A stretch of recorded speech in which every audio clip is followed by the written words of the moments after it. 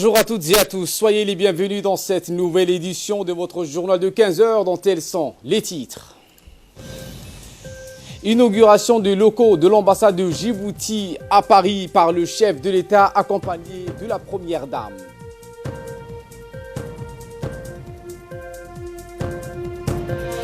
Également dans l'actualité, ouverture du forum sur l'économie digitale à Djibouti, Palace Kempinski par le ministère de la communication chargé des postes et des télécommunications et le Hamas qui a annoncé ce le feu au Gaza. C'est dans l'actualité internationale. Nous entamons ce journal sur le séjour du chef de l'État à Paris. Merci si vous nous rejoignez sur Télé Djibouti.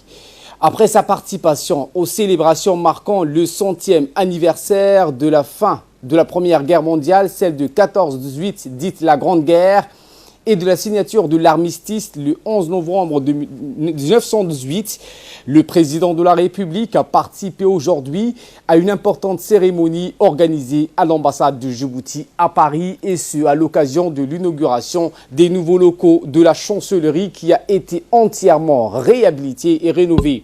Cette cérémonie a été l'occasion d'un grand rassemblement qui a regroupé autour du chef de l'État toute la diaspora djiboutienne installée en Europe. La fête a commencé avant même l'arrivée du couple présidentiel sur le lieu. Une ambiance très festive a régné dans la grande salle où des chants ont été entendus et des danses joyeusement exécutées. Chacun a exprimé sa manière, son émotion, improvisant même sa propre danse qui a ravi le chef de l'État et la première dame qui sont donc arrivés sur le lieu. Ils ont effectué donc cette tournée symbolique, celle de la levée d'une plaque commémorative marquant son passage à cette occasion.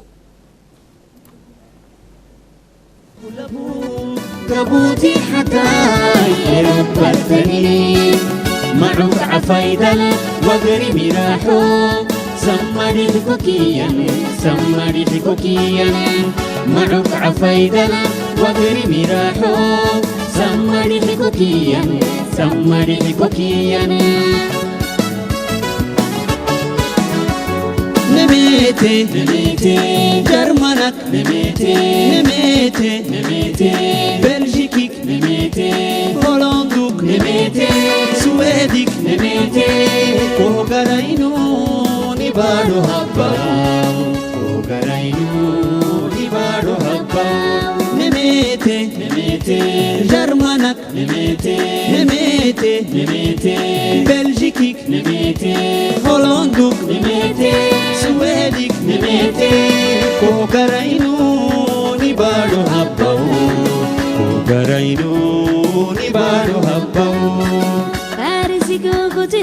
Ogarainu nemete, Wateki nemete napa. Ogarainu nemete, Nisiki nemete napa. Ogarainu nemete, Terestiki nemete napa. Ogarainu nemete, Parisiko kutine napa. Ogarainu nemete, Wateki nemete napa. Ogarainu nemete, Nisiki nemete napa. Ogarainu nemete, Terestiki nemete napa. Ogarainu nemete, Liyok nemete nabau Ogarainu nibado habau Ogarainu nibado habau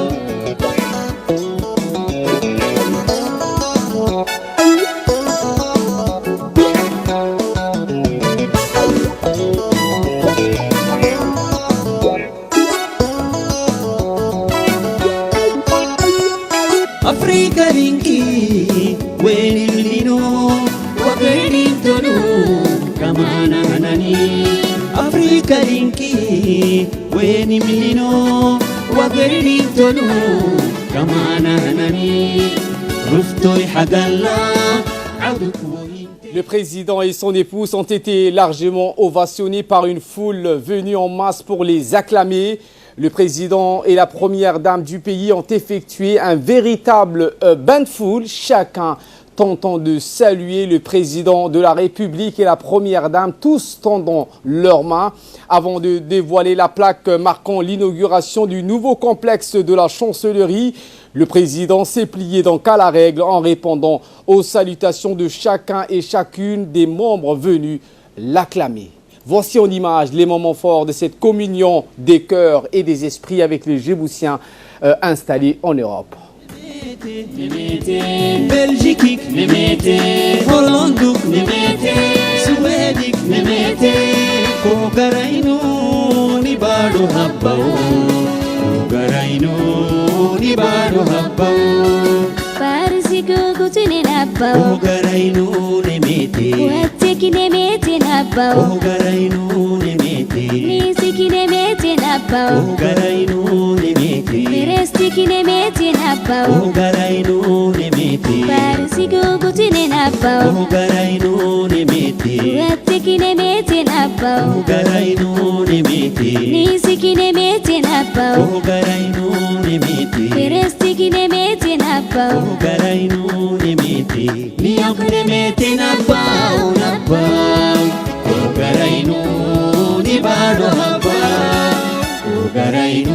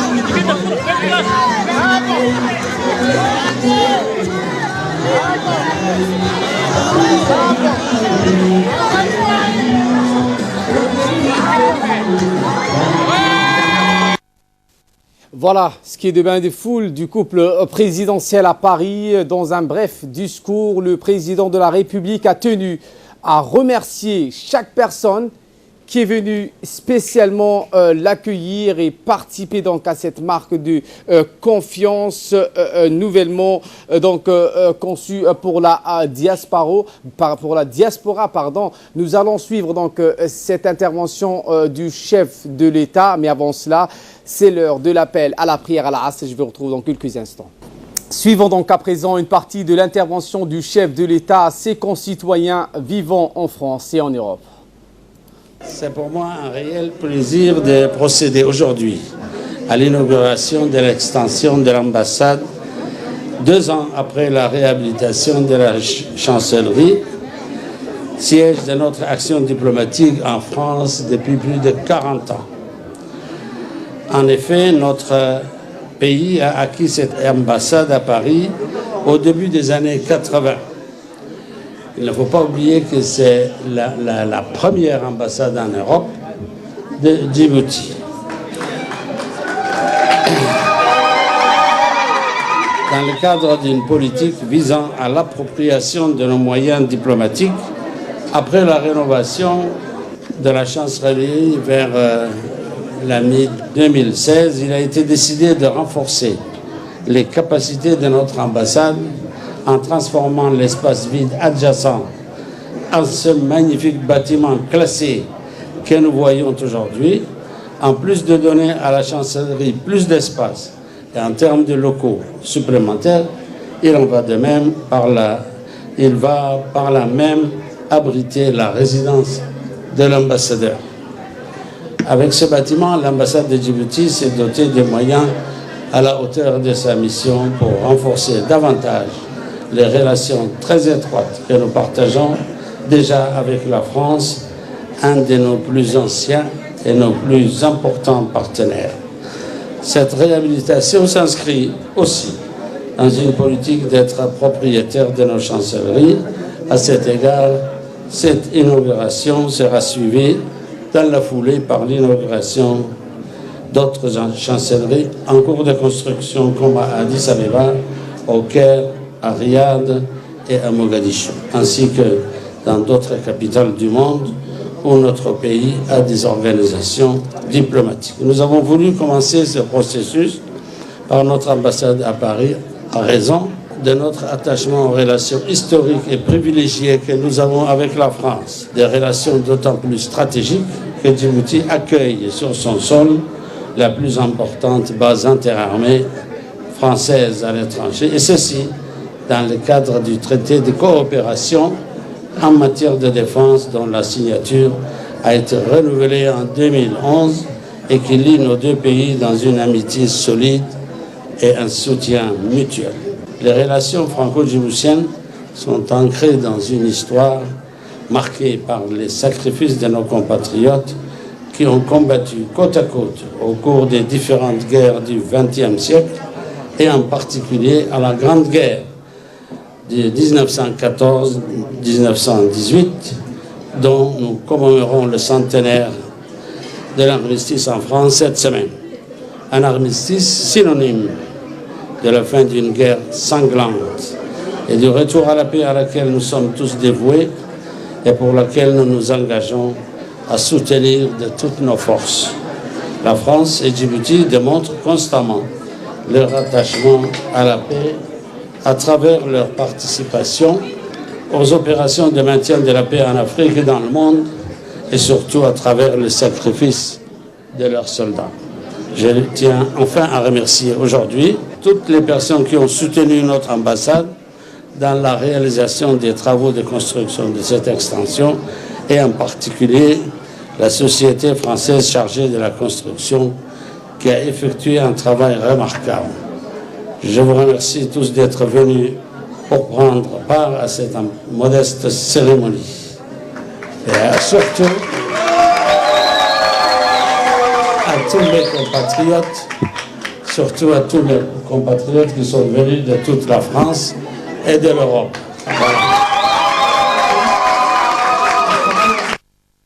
Et dans une interview accordée à notre confrère Mohamed Daher, le président de la République s'est dit sensible à l'accueil qui lui a été réservé, ainsi qu'à son épouse et à sa délégation. Un accueil sans commune mesure, a-t-il indiqué. Le président Guillet a remercié la diaspora djiboutienne qui, a-t-il dit, s'est déplacée venant même depuis des pays scandinaves pour certains.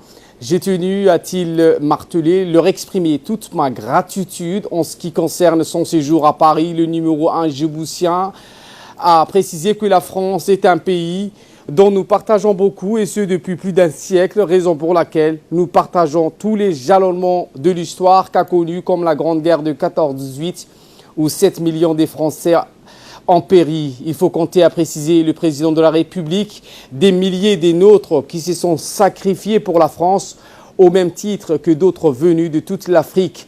C'est la raison de ma présence à la célébration du centenaire pour honorer la mémoire de ces combattants. anshaxooga iyo dad la socodkooga iyo ka faa'iideysiga wixii yani khayraad dhulkan jira iyo inay tusaan inay dad wax taraya dad wax tar ah inay noqdaan oo aanay noqonin dad wax uun la siiyo oo sadaqadaysta inaanay noqonin oo yani mujtamacanna ay wax ku soo kordhiyaan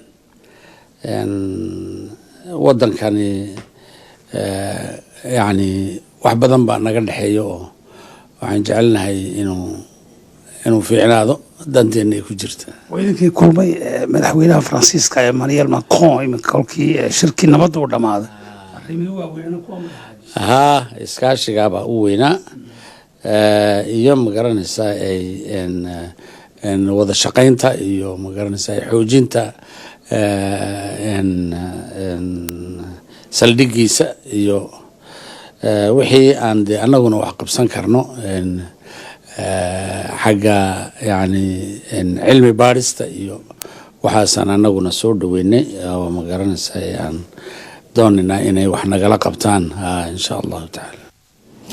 Suivons donc à présent ces quelques réactions des Djiboutiens installés en Europe. Je m'appelle Moussa Malo, j'ai fait partie de la diaspora djiboutienne vivant en Belgique et effectivement on est venu ici pour participer à cet événement et ce qu'on voudrait souligner c'est justement les avancées que le pays a fait grâce à Al-Hajj Ismaël Omar Guelleh, notre président, et son épouse. Et on voudrait aussi, parce que en fait, quand on vit de l'extérieur et qu'on retourne à Djibouti, c'est là où on voit clairement les avancées que le pays a fait depuis que le président Ismaël Omar Guelleh est arrivé en fait au pouvoir. Je suis Asna Hassan Mohamed, je suis étudiante en marketing international à Dunkerque et je suis là aujourd'hui pour soutenir mon président et l'accueillir parce que c'est une fierté pour nous évidemment d'accueillir notre président et de faire appel à ses invitations. Beaucoup de progrès depuis des années parce que ce n'était pas de cette façon à l'époque, donc je trouve qu'il y a beaucoup de progrès. Nous sommes la diaspora lilloise installée dans le nord Pas-de-Calais de la France. Nous sommes venus aujourd'hui rendre visite à notre président et voir l'inauguration de ces beaux immeubles qu'a créé notre gouvernement. Nous sommes fiers de notre gouvernement et nous sommes fiers de notre pays. Mais vraiment, nous sommes heureux de cet événement et de la présence de notre président. Alors, je m'appelle Alexandre Houssen, je suis un judoka qui a fait 3e au championnat d'Europe et 5e au championnat du monde. Donc j'ai combattu pour l'équipe de France et maintenant on m'a contacté pour combattre avec l'équipe de Djibouti. Donc maintenant je représente la République de Djibouti pour faire les futurs Jeux Olympiques et j'espère gagner les Jeux Olympiques. Donc je suis ici pour soutenir le chef de l'État, Ismaël Omar Guelleh, et on lui apporte son soutien pour sa politique. Je suis très fier de mes origines djiboutiennes et je suis vraiment très honoré de représenter le pays de mon père. Et je suis honoré de défendre la République de Djibouti. Retour à Djibouti avec l'ouverture du forum sur l'économie digitale. C'est sous l'égide du Premier ministre Abdelkader Kamil Mahamat que s'est ouvert ce matin le forum sur l'économie digitale au Djibouti Palace Kempinski, ayant pour thème une économie digitale au service du développement. L'événement organisé par le ministère de la Communication chargé des postes et des télécommunications en étroite collaboration avec le ministère de l'Éducation nationale, l'enseignement supérieur, le ministère des Finances et la représentation de la Banque mondiale à Djibouti. Tous se sont rassemblés au Djibouti Palace Kempinski. Eh bien, tous étaient sensibles aux questions du numérique. Il s'agissait pour les instigateurs du forum de donner un nouvel élan au digital tout en mettant à jour une feuille de route nationale et de permettre par conséquent la mise en place des premiers jalons d'une économie numérique forte en tirant le meilleur parti des technologies de l'information et de la communication. Il a été question d'échange du fort potentiel du numérique, des principaux obstacles à surmonter, mais également les défis à relever. Les panélistes ont évoqué comment accompagner la transformation digitale et le développement des technologies, mais aussi le rôle des secteurs publics et privés dans le développement de l'économie et de la connectivité digitale. Le représentant de la Banque mondiale, M. Atousek, s'est exprimé. Donc, il a indiqué l'objectif qui est de mettre en place des nouveaux modèles économiques. Nous pensons que ce forum sera juste le début de quelque chose qui va être merveilleux et brillant pour Djibouti et qui va consolider les actions magnifiques qui sont déjà en train d'être menées dans ce pays. Je félicite les ministres de l'économie et des finances, monsieur le ministre de la communication, qui ont pris le leadership pour organiser ce forum. Cette réflexion est fort importante, voire même urgente, pour plusieurs pays du monde. pour que le pouvoir de transformation du numérique puisse voir le jour. C'est un mouvement de fond qui transforme tous les secteurs sociaux et économiques. Un secteur numérique performant crée des dividendes numériques au niveau des entreprises, les rendant plus compétitives, au niveau de l'administration, la rendant plus transparente, plus effective, au niveau de l'individu, le rendant plus participatif et l'incluant plus à l'économie mondiale. Le ministre de la Communication chargé des postes et des télécommunications, Abdi Youssouf Sougué, a précisé que ce forum se veut être également un incubateur des nouvelles idées. Écoutons le ministre de la Communication.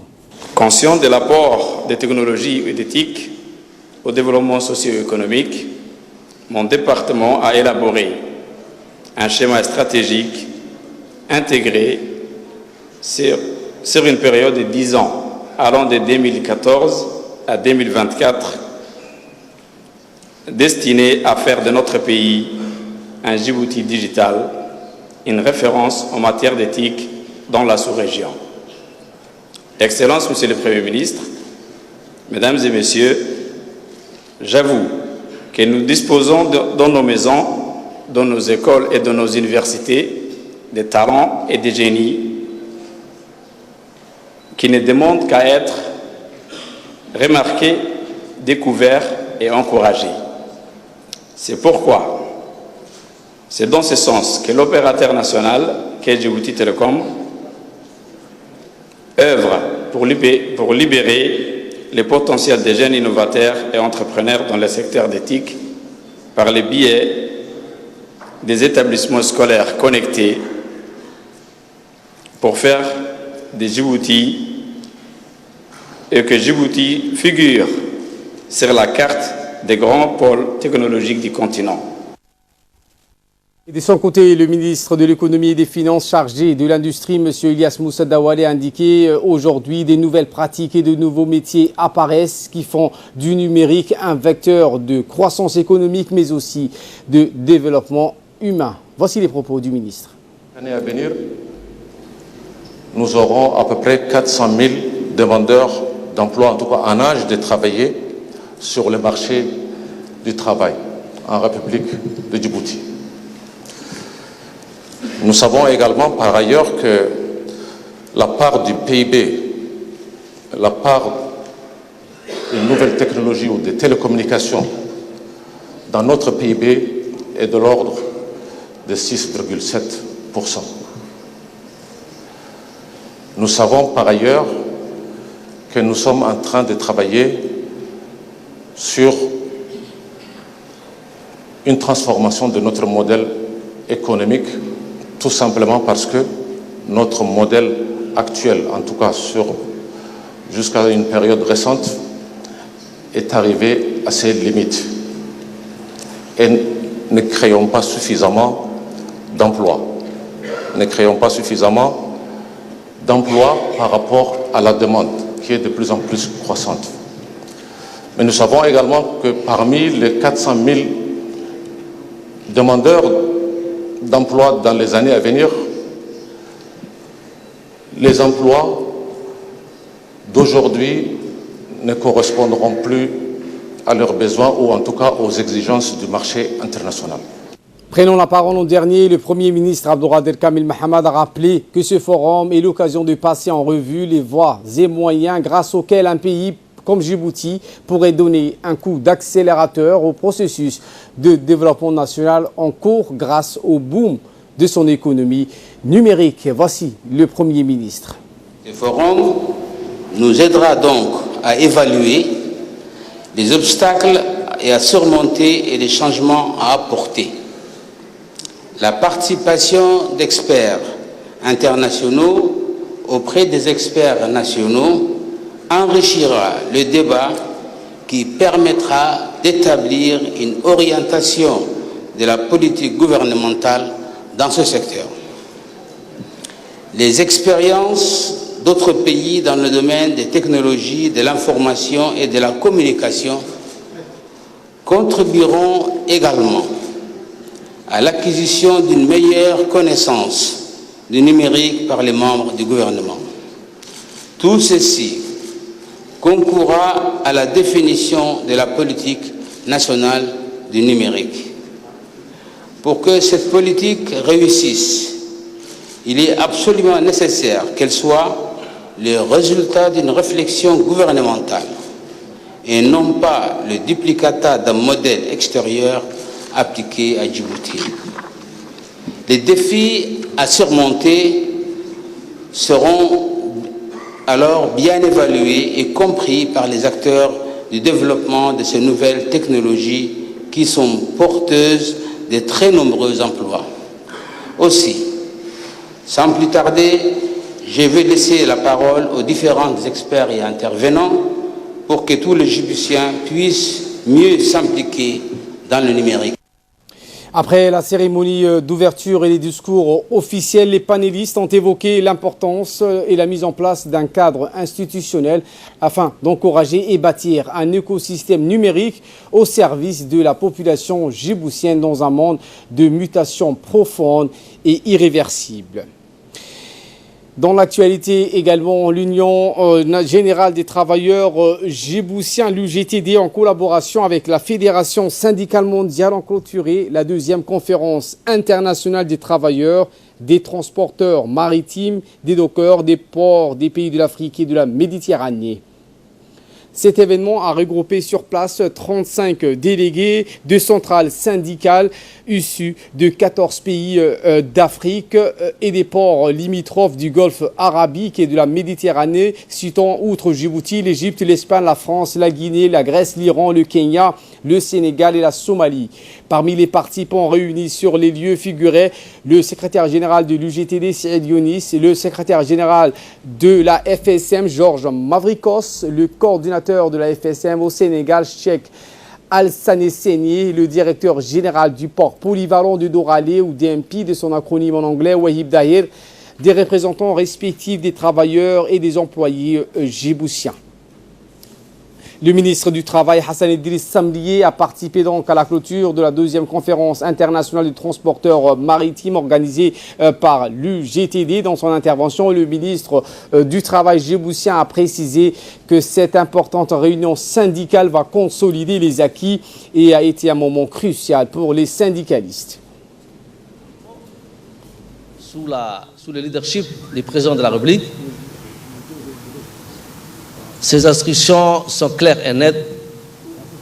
Tout travailleur, qu'il soit de la famille de docker ou pas, doit bénéficier de tous les droits qui lui reviennent de droit. Ça, c'est un principe fondamental du gouvernement de la République de Djibouti. Et vous l'aurez, en ma qualité de ministre du Travail, je veillerai à ce que aucun droit de travailleur ne soit bafoué. Et ceci relève de mes attributions. On veillera à ce que les travailleurs puissent terminer dans la journée de leur travail, dans la paix, dans la beauté et dans la règle de l'art. Et voilà qui nous ramène de parler de cette réception de la ministre de la Femme et de la Famille, Moumina Ahmed Hassan, qui a reçu en visite de courtoisie le maire de la ville de Hargeisa, Abdelrahman Mahmoud Aïdid. Ce dernier a été introduit auprès d'elle par Mme Fatouma Awale Ousmane, maire de Djibouti-Ville. Abdelrahman Mahmoud avait participé aux 32e sessions du conseil administratif de l'Association des capitales et villes islamiques, session qui s'est tenue à Djibouti pour la première fois. La ministre de la Femme et de la Famille a souhaité la bienvenue au maire de Hargeisa et l'a remercié pour sa visite à Djibouti. Les deux parties ont ensuite abordé des relations fraternelles existantes entre la République de Djibouti et Somaliland et des moyens de les renforcer et de les développer. Le médiateur de la République, également président de la Commission nationale de conciliation fiscale, Dr Rasim Ishaq Ousmane, a participé au 9e congrès des médiateurs ayant en commun en langue française, qui s'est tenu à Bruxelles du 6 au 10 novembre dernier. Les sièges de cette organisation de médiateurs francophones se trouvent à Paris. Et lors du 9e congrès, le médiateur djiboutien, Dr Kassim, a été élu représentant de l'Afrique. Par ailleurs, le médiateur djiboutien est aussi membre du conseil d'administration dont le siège se trouve en Afrique du Sud depuis mars 2018. Santé à présent. La mission neurochirurgicale menée par le professeur Ahmed Ashraf du CHU du Grand Noble se poursuit au bloc opératoire spécialisé de l'hôpital général Pelletier. Ce dernier a été reçu hier par le ministre de la Santé, Dr Jama El Meoukiye. Durant son séjour, le professeur Ashraf offrira son expertise aux côtés de Dr Dianka au profit des patients djiboutiens qui sont préalablement sélectionnés en raison des complications pathologiques et des malformations neurologiques graves. Ces activités chirurgicales sont donc menées dans le cadre d'une collaboration pérenne avec le service neurochirurgical de l'hôpital Pelletier qui prend en charge des patients atteints de dysfonctionnement neurologique avec complications dont les opérations chirurgicales n'étaient pas envisageables à Djibouti auparavant. Dianka, mon ami ici présente, donc un travail remarquable qui est fait pour créer ce service, pour avoir des moyens qui n'étaient pas disponibles. Et pour clore l'actualité nationale, le secrétaire d'État à la jeunesse et au sport a organisé ce matin au stade Hassan Goulet une conférence sur l'environnement. Cette conférence ayant été soutenue par l'UNICEF et le ministère de l'Environnement, elle avait pour thème « Ce que je veux pour Djibouti demain ». Cette initiative s'inscrit dans le droit fil des manifestations liées aux célébrations de la Journée nationale et africaine de la jeunesse. Il est revenu à la conseillère technique du secrétaire d'État à la jeunesse et au sport, Mme Madina Salih, d'ouvrir cette conférence avec la représentante par intérim de l'UNICEF et le directeur de l'environnement par intérim, de nombreux cadres du secrétaire d'État à la jeunesse et au sport et le directeur du CDC, les associations œuvrant pour la protection de l'environnement. Tous étaient présents. La conseillère technique du secrétaire d'État à la jeunesse et au sport, Mme Madina Salah, a indiqué que ceux qui ont eu la chance de participer à la journée nationale et africaine de la jeunesse ont sûrement compris que la question de l'environnement était l'affaire de tous. Nous l'écoutons. Lancé par le chef de l'État, son Excellence Ismaël Omar Guelleh, pour la mise en place de l'environnement au cœur de l'action publique, l'ensemble du gouvernement, en collaboration avec les partenaires, a entrepris des actions pour sensibiliser et conscientiser la population en général et la jeunesse en particulier sur cette problématique. La célébration de la journée a été pour nous la phase de sensibilisation et cette conférence sera donc le prélude de la phase d'action dans le sens où, pour agir, il faut savoir comment agir. C'est pourquoi toutes les recommandations formulées lors de la Journée nationale et africaine de la jeunesse, additionnées à celles qui vont être formulées ici aujourd'hui, nous permettront l'élaboration de la charte du jeune écologiste, toujours en collaboration bien sûr avec le ministère de l'Environnement et l'UNICEF. C'est cette charte qui fera office de loi pour vous les jeunes, puisque vous êtes les principaux acteurs de la protection de notre environnement. Et de là, nous passons aux nouvelles à travers le monde avec Samatar Saïd qui nous a rejoint sur ce plateau. Bonjour Samatar. Nous entamons à Gaza. Un cessez-le-feu est intervenu avec les forces occupation israéliennes. Eh bien oui, Ali, l'armée d'occupation d'Israël affirme avoir visé des sites de Hamas et du djihad islamique. Mais le Hamas l'accuse d'avoir frappé des installations civiles, parmi elles les locaux de la chaîne de la télévision Al-Qas'a. Les groupes palestiniens sont annoncés ce mardi soir un cessez-le-feu avec Israël conclu indirectement sur intercession égyptienne et ont indiqué qu'il se tiendrait si l'État hébreu le respecte également. Les efforts de l'Égypte ont permis d'aboutir à un cessez-le-feu entre la résistance et l'ennemi sioniste et la résistance le respectera aussi longtemps que l'ennemi sioniste le respectera, ont annoncé le groupe dans un communiqué conjoint. Ali. L'Égypte a demandé à Israël qu'il cesse immédiatement toutes les formes d'action militaire. Ali. Dans la bande de Gaza a indiqué le ministère égyptien des Affaires étrangères. Si, pour sa part, le Conseil de la sécurité à l'ONU s'est réuni à huis clos pour discuter des escalades, Ali, des violences entre la bande de Gaza, mais aucun accord n'a été trouvé quant aux moyens, Ali, de régler la situation qu'ont indiqué les diplomates. Et nous terminons aux États-Unis où la Californie a enregistré ce matin les pires incendies de forêt de son histoire. Le bilan est particulièrement lourd avec 50 morts et près de 200 personnes portées disparues. Eh bien oui, Ali, l'incendie baptisé Camp Fire est l'un a dévasté la quasi-totalité de la ville de Paradise, située aux zones rurales, dans le comté de Butte, à 280 km au nord de San Francisco. Le bilan humain est le plus lourd de l'histoire de la Californie. Les précédents incendies a été ampleur, ayant fait 29 morts à Griffith Park en 1933. Plusieurs cadavres des victimes du campfire ont été retrouvés dans des véhicules embrasés alors que les habitants tentaient de fuir les lieux. Les flammes ont ravagé plus de 50 000 hectares d'après les derniers bilans effectués par les autorités, soit près à aller de 4 000 hectares de plus que lundi en fin de soirée. Toutefois, à Lille, les équipes de pompiers sont parvenues depuis aujourd'hui à contrôler près d'un tiers des sinistres, contre seulement 25% de la veille.